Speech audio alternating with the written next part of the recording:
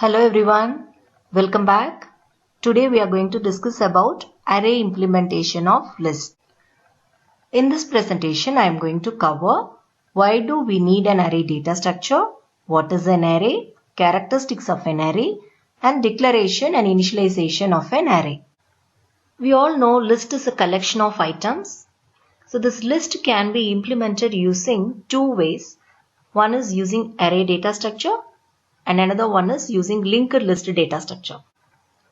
Let us start with array implementation of list. Before getting into array, we must know why do we need an array data structure.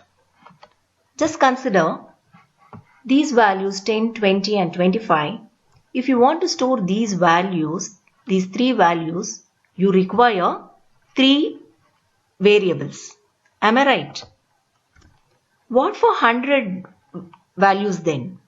If you want to store 100 elements, obviously you require 100 variables.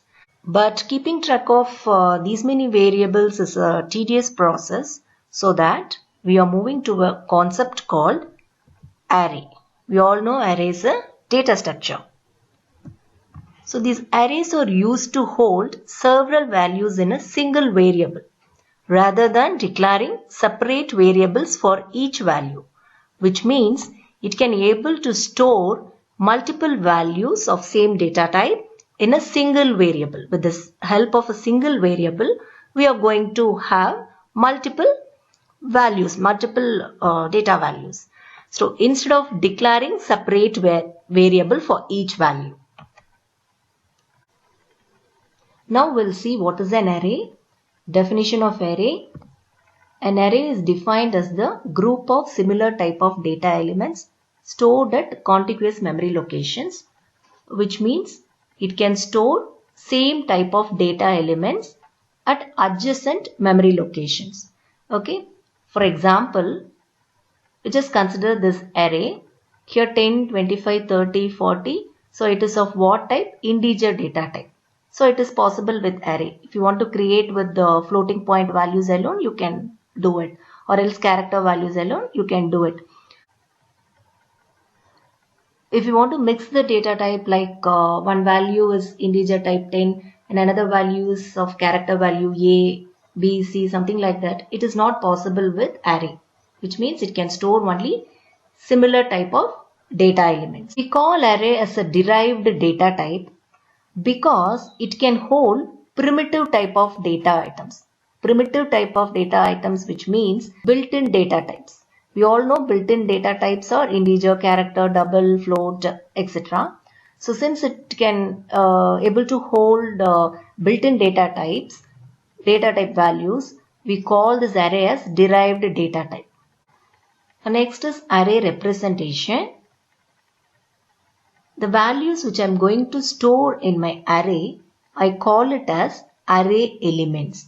So here this 10, 25, 30, 40, 42, 60 are my array elements. Okay. And next is index, array index values. The 0, 1, 2, 3, 4, 5 are my index values. So always my index position, array index starts from 0. We'll see what is this index. So this index represents the location of an element in an array. At which location, at which position the element is residing in your array. Okay. For example, your first, since it is starting from 0, your first element will reside at 0th position of your array. Okay. And my second element is residing at location 1. Okay, the value, the element is 25. Likewise, the value gets stored. Your array will be stored in your computer memory. So that obviously you have memory address for each and every data item.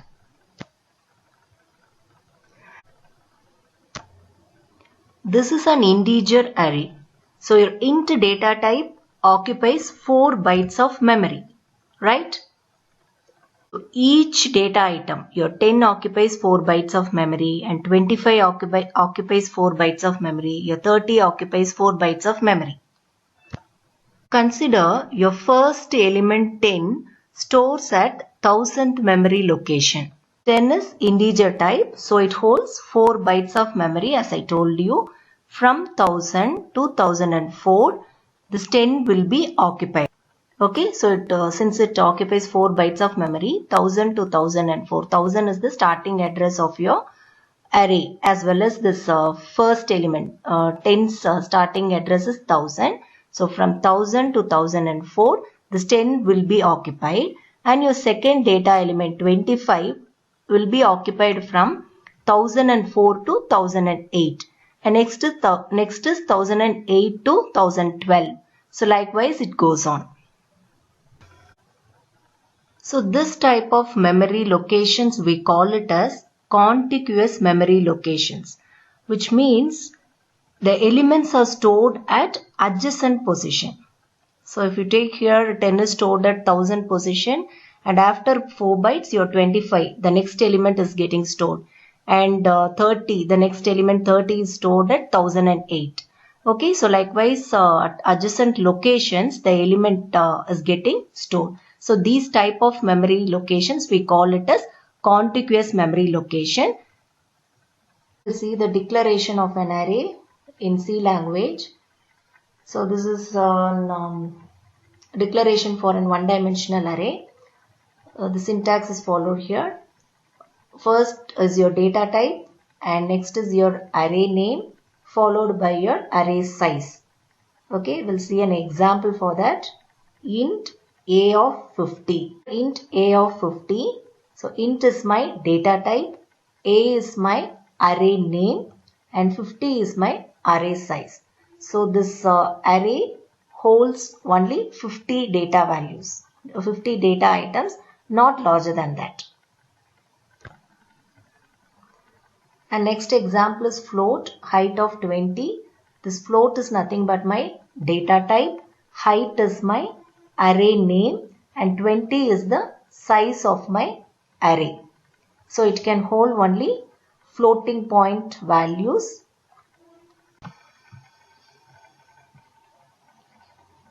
And next topic is initializing values to an array.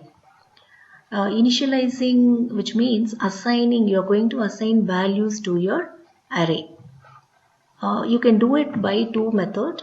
The first way is, while declaring itself, you can initialize the value, which means you can assign the value to your array. Like int mark of 5. So this marks is nothing but my array name. This 5 is my size of my array. My array elements 50, 60, 90, 85, 65 are my array elements. So this is one way of doing it. While declaring itself, we can initialize the values. And the next method is assigning your values separately.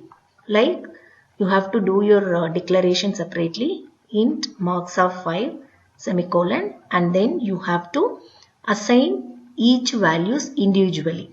Like as I told you, this marks is nothing but my array name. So array name of 0. 0 is nothing but my array index value. Okay, so index starts from 0 only, right? So mark of 0 is equal to 50. 50 is my first value, so it is going to store in 0th position. The same way 60 is going to store in second position, so which means 1 and 90, 85, 65 and so on. This is a pictorial representation of your initialization. So at marks of 0, at 0th position 50 is there, and at location 1 60 is residing, and location 2 90, at location 3 85 is there, and location 4 65 is residing. Likewise your elements get stored. Next we'll see the characteristics of an array. An array stores elements that have the similar data type, which means the data type must be same. For example, here we have taken only the integer elements, so it is possible with array. So like this similar type of data elements you can able to hold. Whereas, so like this, just consider this array. This is 11 is of integer type, and A, B, C of character type, and 42 is of integer type. So likewise, different data types, you cannot hold different data types in a single array. That is not possible. Next is array elements are stored in contiguous memory locations. So which means the elements get stored at adjacent positions. And next is array name represents the address of the starting element. Always your name of the array indicates your address of your starting element. And next is elements of an array can be accessed with the help of index value. So with the help of this index value only, you will to fetch any data item, you can modify any data item. Recap of the session. Today we have discussed what is the need for an array, what is an array, characteristics of an array, and some declaration and initialization of array using C language. With this we come to an end of the session. We'll meet you in another session. Thanks for watching.